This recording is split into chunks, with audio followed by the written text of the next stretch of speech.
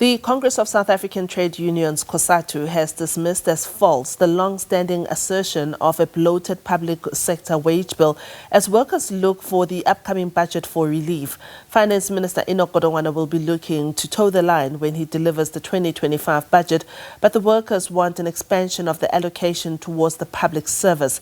In the October mid-term budget policy statement, the Finance Minister made provision for a 4.7% wage increase for public servants, but government earlier this year tabled a 5.5% salary increase for this year as their final offer for consideration by the workers.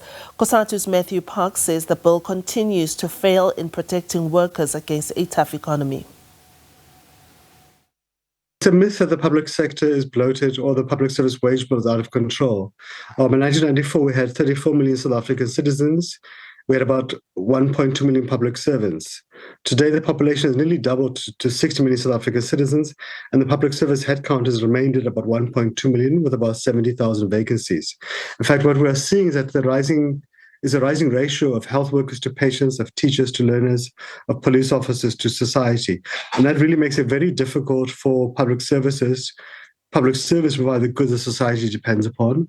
It really puts public service at a stretching point. So you have a nurse covering for 2 or 3 vacancies. You have doctors working 48-hour shifts. We've seen the police headcount, in fact, decline from 200,000 to about 170,000 in the past decade.